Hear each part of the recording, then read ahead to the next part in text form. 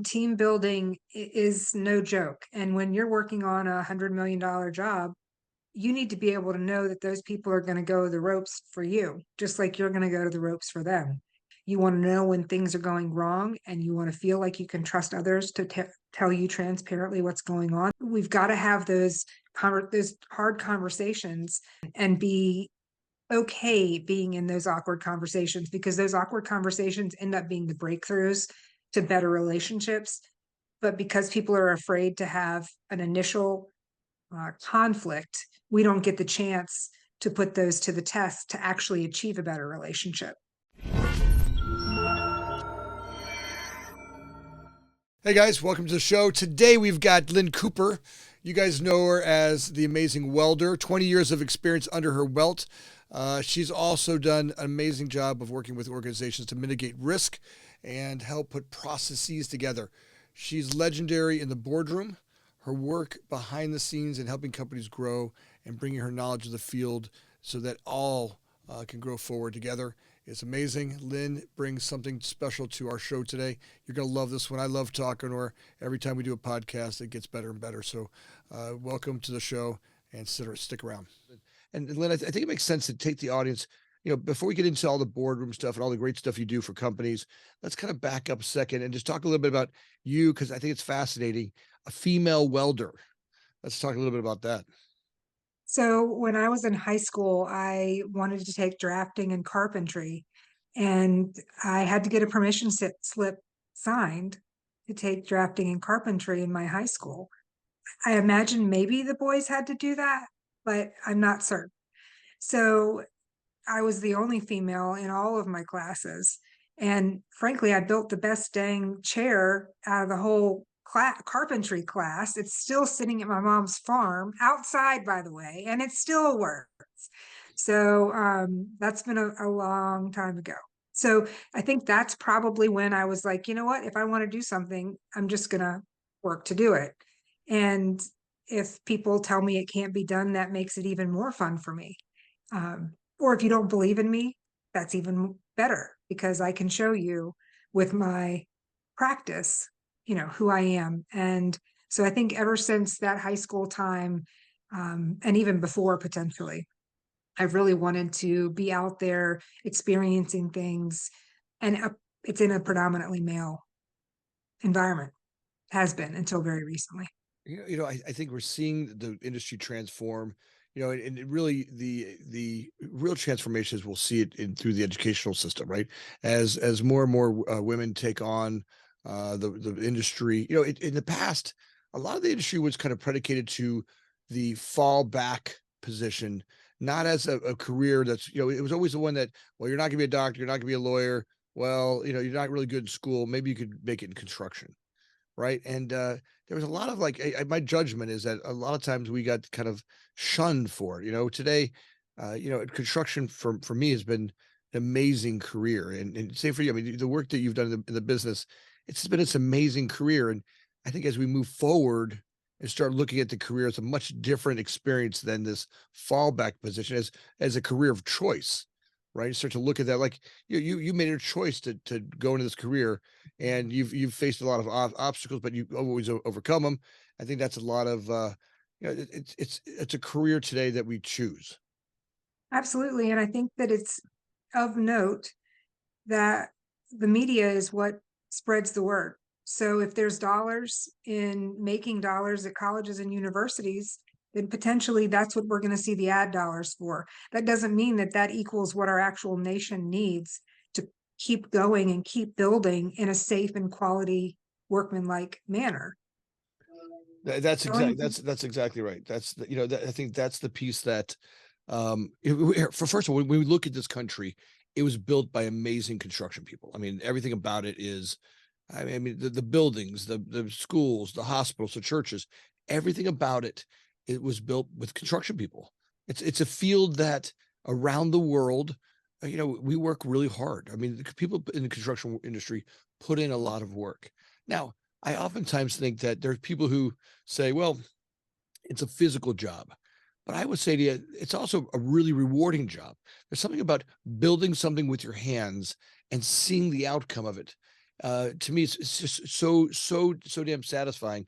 There's maybe some instant gratification. I get to really see the fruits of my labors, and not only that, I love driving my kids nuts as we drive around the neighborhood and go, yeah, I built that, and oh yeah, we worked on that, and oh yeah, I remember this, and they're like, Dad, we've heard this story 1,000 times, but I'm proud, right? I mean, we're proud of the work that we do. Absolutely. I still show up on job sites on a Saturday if there's a crane pit. That's right. And and, and I'll bring nieces and nephews if they want to come, because watching a big crane lift something amazing and rig it into the side of a building is fun anytime. And so it never gets old. That will never get old for me. No, I know it's spectacular. Hey, or even watching a crane go up, right? I watch them go up. There's just the size of it. It brings us in awe. It's fun to watch, and I think that's something that as we're moving forward as civilization, and all these things that AI is going to be able to do, and certainly we are getting ready to enter an age where the world is going to happen a lot faster, and a lot of the areas that will advance in the office and medical world, and the construction world will have a lot of advancements as well. We're probably one of the biggest lagging industries that are out there, and but when it comes to the field and the inventory of buildings that we have for the next couple hundred years to get through this, right? Even if we change today to robots, it'll be difficult for robots to manage the existing inventory of buildings we have as we transition from there. So I think there'll be a career that will be around for a long time. Absolutely. And I have 2 points to make to that. So on the first account of really um, equalizing the field, and you need to be strong to work in construction, we're beyond that. We've created smart devices. We've created exoskeletons that can make anyone the same strength or stronger. And so with that, innovation in the field means you don't have to be a big burly guy or girl to do the work. You use the correct tools for the job, the correct innovation for the job, and you can do the same job as any other human. It's inspiring. I think a lot of what we did in the past was archaic, right? Absolutely. So even the burly men, I mean, watch people just do things that just weren't smart, right? The way we lifted things, the way we moved things, the way that we worked on stuff, it just wasn't smart. It wasn't safe. Today, we realize that a lot of our bodies, were impacted by that. And today, we're trying to work smarter than ever to really create job sites that are safe, and we just can't keep. First of all, it's not sustainable. I mean, we've beat the bejesus out of all of our people, and it's just not something that you know you want to act strong, but then what I don't need you to do is get hurt, right? Because Right. then I lose a crew, and that ultimately impacts their ability to make income, and our ability to get things done, and so we're looking to make sure people go home safe. So all of the practice that you're talking about, exoskeletons that are, I mean, today they're more phenomenal than ever. We've done some great podcasts on the exoskeletons, and not just that, just the way that we move things closer, the way that we use pivot points, the way that we use two people to carry things, safety practices that in the past sometimes weren't followed, and would leave people injured. And today we've learned how to be a lot smarter about pivoting and using, and the way to hold tools so that everybody goes home with their fingers and toes in a much smarter way. Absolutely. And gone are the days where you walk through a job site, you can say, put your safety eyeglasses on. I want to make sure that the job site's safe. But what's really more important to me is that they go home with a vision where they can pick up their kids. That's right. And so, as opposed to saying you need to comply, my question to folks, if they're not in safety gear, is, do you have kids? Yeah. And then we start the conversation. And it isn't even about work. It's about the humanity of, we need to protect each other in the work environment. And what that means is everybody's head stays on a swivel, but everybody also needs to be trained in what to do in those, acute cases. But we have to do it together. I just got done with a superintendent meeting before I came over to the podcast, and that's what we talked about. Look, it's not just you're putting this on for the insurance company, which that's how it started, right? That we're driven kind of that. And I remember everybody was like, oh, all right, I got to put this PP. All right, I got it. But today it's just standard way to a mode of operation, right? Yeah, You're expected. You are not on a job site today without proper gear. And if you are, your company's not gonna be around for very long, right? You're gonna get called out. It's gonna be expensive. The fines today are really are up there, and no one wants to be around you. We want people that are going to operate in a safe environment, because if you're not operating safe, you're probably not operating properly as well, right? that's If right. you can't take care of your people, you probably can't take care of the project and the stuff that we're doing. So I think it's it kind of bleeds through all of the industry. And today we don't need that that behavior of the past of, let me show you how much I beat myself up and be proud of that. We're realizing the long-term effects of that, the impacts, concussions, the injuries that shorten someone's lifespan and make it difficult to operate. So look, I agree with that. And technology is actually broadening the field, right? With this type of technology and equipment that we can operate from, in a time where we're all short of people, right? Absolutely. Every group that we're working with is people short, and being able to find ways to augment the people we have, or make it so that more people can enter the field. I think it's an interesting conversation. It absolutely is. And I think technology gets us incrementally there. And that's the thing. We have veterans in construction and we need them to stay in as long as they possibly can because they need to be mentoring and teaching more folks. And we really value those veterans. So, how can we keep them around for longer and also get more work done? And that ends up being oftentimes with the technology. And it doesn't have to be 100% adoption. So the old veterans can't say, oh, I don't, never wanted to use plans on an iPad ever, anyways. They now, with the technology that's been advanced, can actually flip a page like it feels like a page. So there's these digital nuances that we can put into the technology where things incrementally change. They improve process, improve efficiencies, but at the same time, the interface can seem more fluid. And we're getting to that point with technology right now. And, I have a great project manager with Whiting Turner, Rory Cassidy, and he and I have always talked about efficiencies and where we can find efficiencies. And we've said, we don't need something to solve 100% of the problem. If we can save 30% of the problem, we need a third less people, hours, whatever. And so thinking about things in that perspective, I feel like is a better one than we're just going to adopt technology for technology's sake. It needs to be useful. Absolutely.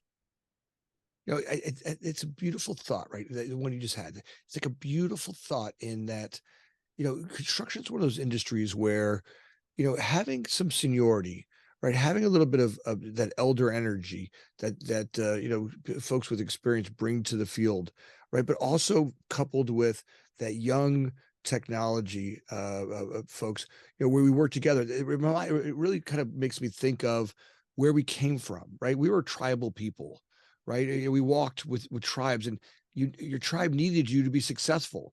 And if you were young, we needed you to survive to carry on the tribe. If you were old, we needed your experience to show us where not to get eaten, or not to walk in the lion's den, or how not to get hurt, right? We needed you. We needed each other to survive. And, sometimes that's lost in today's society.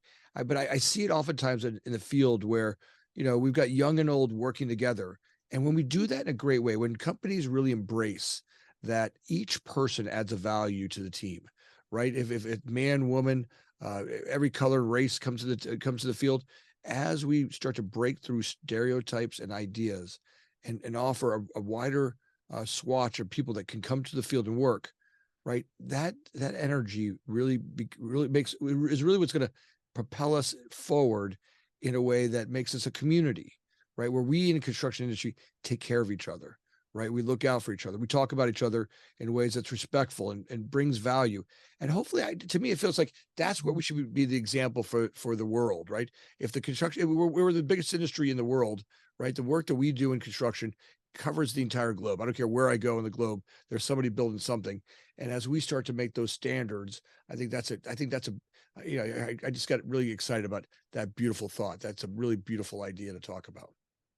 Yeah, and it doesn't have to be all or nothing. Everybody looks at right and wrong and black or white. And unfortunately, the way that we create solutions is incrementally, a bit at a time.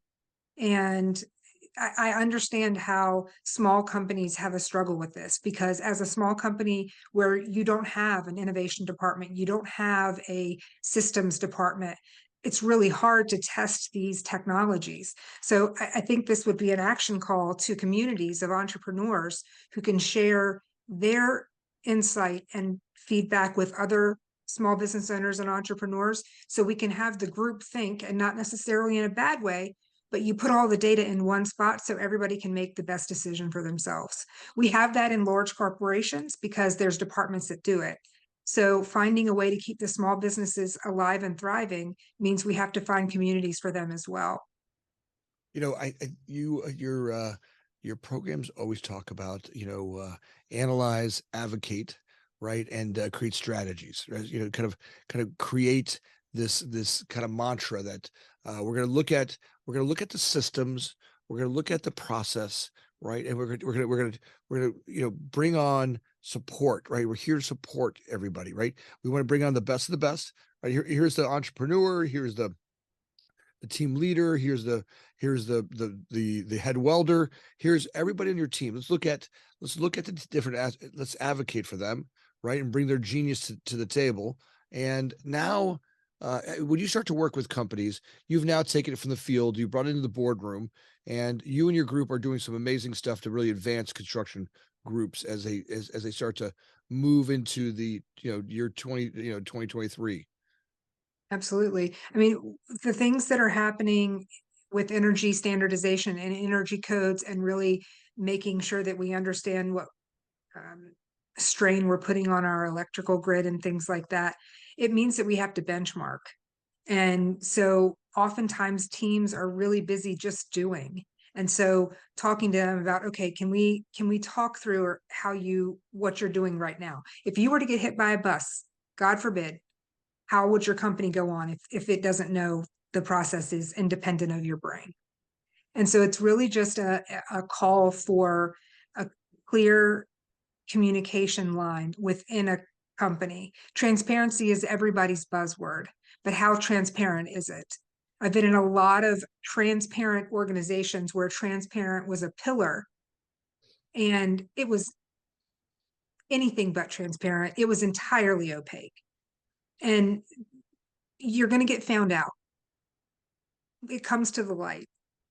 And so I think that that's one of the lessons I've learned the hard way, but it's even more the reason why I advocate for transparency with my clients. I demand it. If we can't have transparency, I don't recommend the relationship Well, it really does in feel many like cases.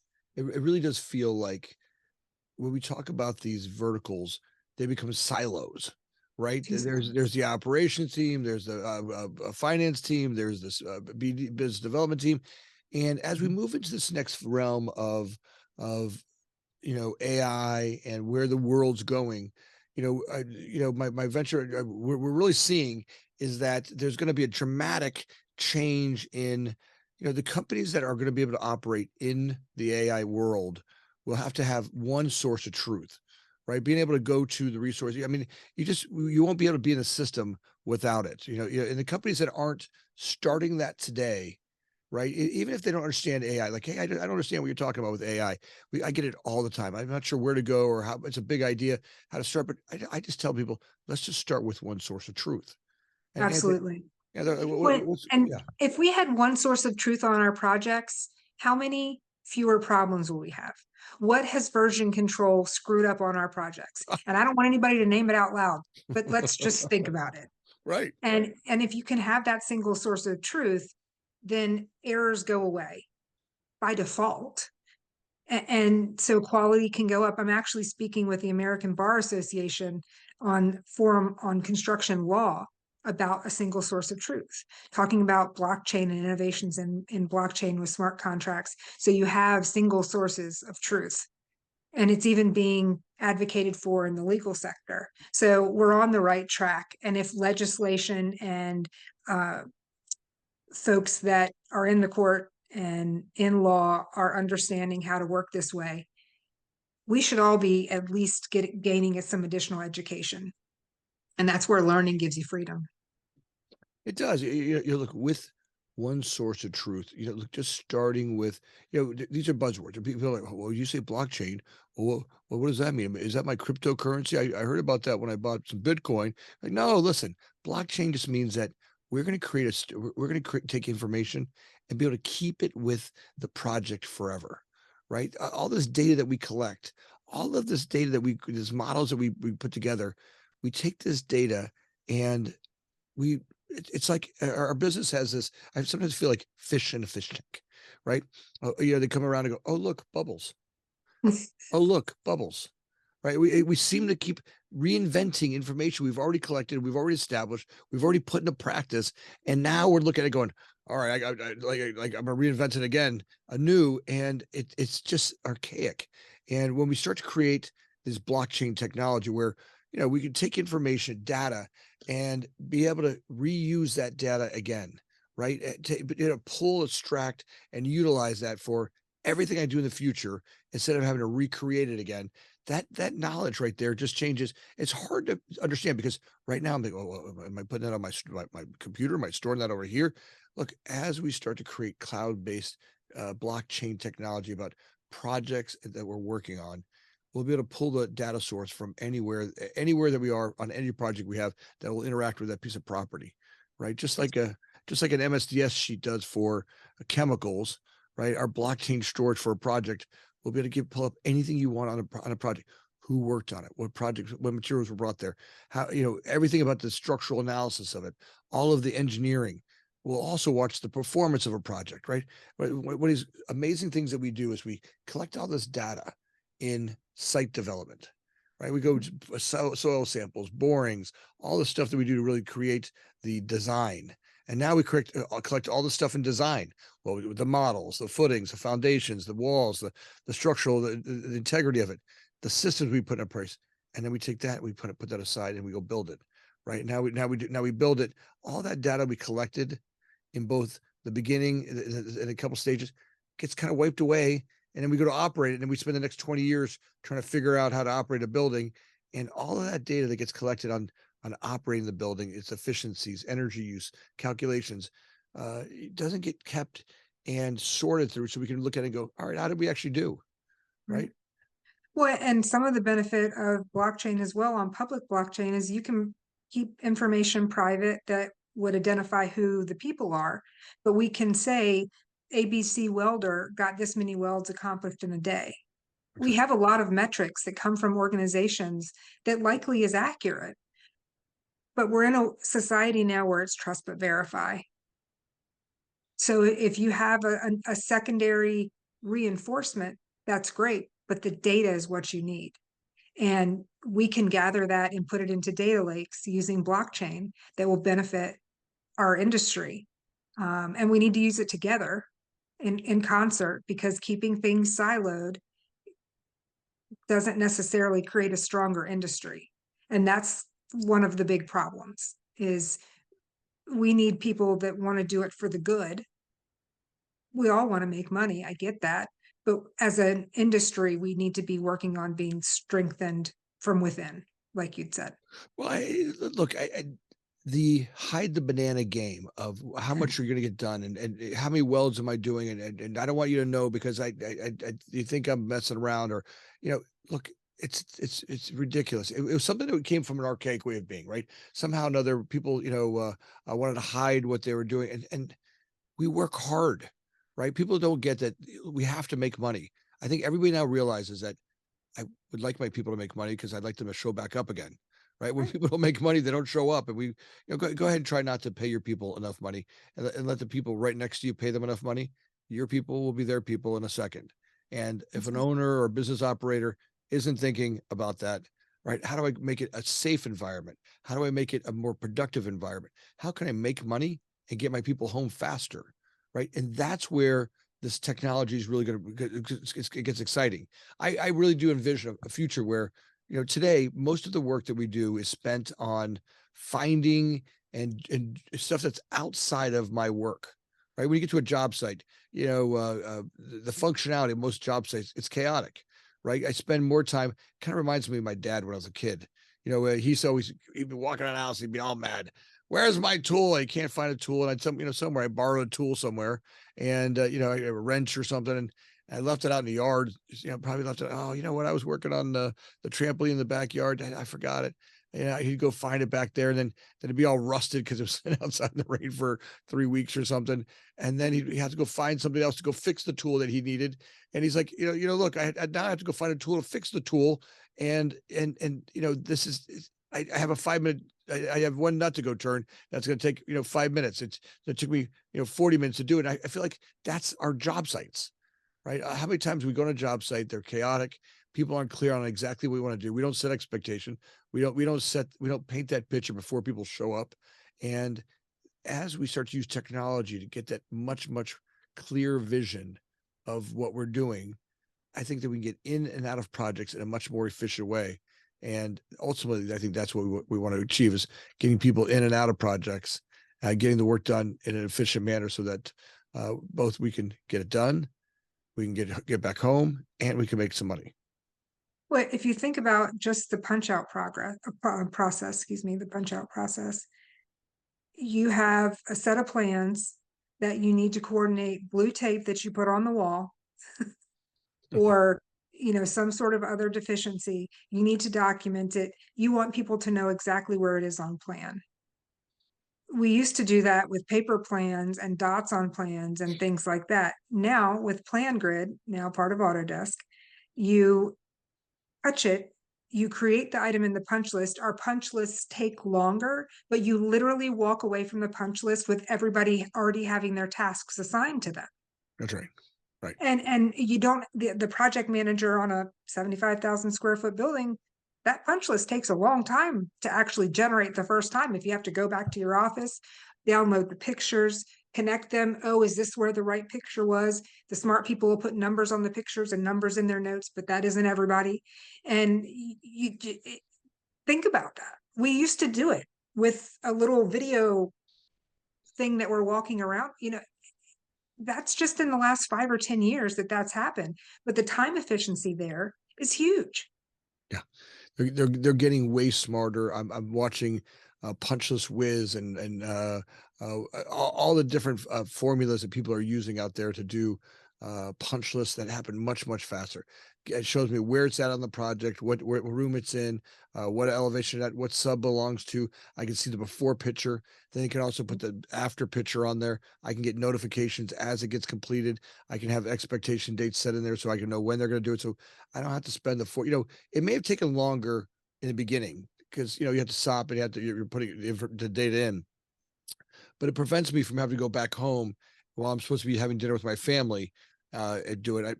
I can walk out of there. Maybe it takes me, 10% longer in the field, but ultimately I'm saving myself hundreds of hours at home where I should be spending time with my family. And I feel like it moves it, and there is some learning. And there is some technology that sometimes I feel like we push too far, and I think that's natural. We're going to do that, right, Lynn? I mean, we're going to push too far sometimes. There's also the opportunity for the interns or the young field engineers or the senior field engineers to be able to help their superintendents. And if the superintendent just has to point and say that's what's wrong, then the field engineer, who's paid lower because they've been in the field less time, which makes sense, documents it and takes care of it. So you don't have to necessarily say the superintendents have to 100% adopt it day one. They can catch on, and once they realize that it's a good program, then they might be more bought in to actually learn the program. It's a So great that's a great spot for a field engineer to learn, right? Doing punch lists has always been a great spot. You can kind of see, hey, look, this is what I expect to see at the end, right? So as I train someone, it's the old Stephen Covey practice of beginning with the end in mind. Look, if I yes. teach you how to do punch lists, that'll help you in the beginning as well. So it's always some great strategy in there. Now, as you start to really work with companies and you get in there and you start to work on their systems and each department that you work with, each team that you work with, how do you start? What's your secret sauce that brings them together? So I think the thing that's been what seems like magic with my projects has been the relationships, the underlying relationships from a larger arena. So, for instance, on a project where I know I need to work with EH&S, or I know I need to work with the end user that's one department, or I need to make sure that the regulatory and the quality department are on board. It's about the relationships that I have with each one of those people so I can understand what their needs are, and I'm building the trust with them that when something comes up that needs their attention, I'm going to put it in front of them. I think that's key right there. So you're able to get you're paying attention not just to respond, but you're actually paying attention for to understand, right? The To really team. to understand the team, right? I think that's oftentimes in leadership we don't do that. We pay attention to respond rather than pay attention to really see, right? To understand, to first understand the group, its dynamics, who the players are, and that's something we can't rush. Oftentimes I've seen groups rush through that portion, like in a time of being efficient, time efficient. And the one area where we can't be time efficient is people, right? That's right. It just doesn't work. And time efficient with people does not work. You're right. I mean, team building is no joke. And when you're working on $100 million job, you need to be able to know that those people are going to go the ropes for you, just like you're going to go to the ropes for them. And Sure. there's a lot of skin in the game for everyone. That's a big project. You want that project to go well. You want to know when things are going wrong, and you want to feel like you can trust others to tell you transparently what's going on, that they aren't going to breach somebody's going to tell somebody and they blow up, and then, oh, I won't tell them again because they blew up that time. We've got to have those hard conversations more often and be okay being in those awkward conversations, because those awkward conversations end up being the breakthroughs to better relationships. But because people are afraid to have an initial conflict, we don't get the chance to put those to the test to actually achieve a better relationship. So we're stuck because people don't want to have a difficult conversation. Who are the toughest clients to work with when you're looking at different clients, different places that you've worked, different programs you've worked on? Which are the ones that are hard? Which ones I think are the hardest ones to work with? So working with innovators that are bringing first of its kind products to the world, um, have a trouble stopping iterations. And so we've got to figure out with them where our stage gate is so that we can get to the next step. And so I think a lot of that is the same thing, setting expectations about when our stage gates will be and what the requirements of each of those stage gates are, so that we can, but again, it's all about planning out that initially, planning to succeed as opposed to not having a plan, which means you're setting yourself up for failure. Well, I think that's that with the creative types, it's beautiful, right? But you have to Absolutely. you've got to be able to really guide them, right? When you have this creative customer, you've got this creative project. It wants to keep unwinding and spooling, but we've got to get to a point where we're at a we got to get to a point, right? We got to That's be able right. to get to a spot, and first of all, we've got to be able to get some inspections. We got to be able to get to close out. We got to look. We can always adapt later, but let's get iteration one in done and get successful here, because if we keep making these changes, first of all, it gets really expensive, That's right. right? My judgment is we really lose the team. People get really frustrated, and we start to really lose the team there. So I think that's a good that's a nice piece you talked about. I think that's another one of those And beautiful it conversations. takes a person with a relationship to tell a scientist who's brilliant, who's figured out how to put a test into wastewater to make sure that COVID is not in wastewater. It feels awkward for people to say, You've got to stop," but somebody has to say that. And so I'm okay being the bad guy, because I want to educate them to the point where they understand the why of what we're doing. A lot of times, veterans in the industry, myself included, assume people know things. Assuming is my mother told me, you assume, you make an ass out of you and me. So it's really been interesting to be able to say that to other people, because it is absolutely accurate. I know you've worked on some of the biggest projects in this country in the medical world, and you bring a lot. You bring a whole bunch of experience for some really big projects, and some really big teams, and you really are dynamic in doing that. I think that that's a gift that you have in bringing big teams together to get projects to a point and really get them efficient. I think that when you're new to that game and you're bringing people together to do that, where do you start? What's the start of the conversation? So you have to look at first things first and how you need to build the team. And oftentimes it starts from a facilities department or a real estate department with a strategy in one person. And then you slowly start to bring people in. But you have to be strategic about that as well, because you want to bring people in first that'll buy in so that they can be champions of what you're doing. So again, it's the preparation and the mindset and the intention going in so people know what we're going to have coming out of this. That's awesome. I just love there's a lot packed into that, right? There's a lot said there, and I know you make it sound easy, but it's a lot to get champions to help champion the project. Take your time and bring together the team that that has the vision to see where we're going, but being able to really train them, start early, finding those champions of the project that are aligned with the vision and the ideas that you carry to bring that project to fruition. Well, it's awesome. Lynn, I love having you on the show. Look, anytime, any of the new projects you have coming up, all these other ones you have, any new, state of the art facilities you're putting out there, I want you to bring them here and show them off. Your work is phenomenal. Your insights are great. I really feel like everybody or all of our listeners get something out of you and the work that you do.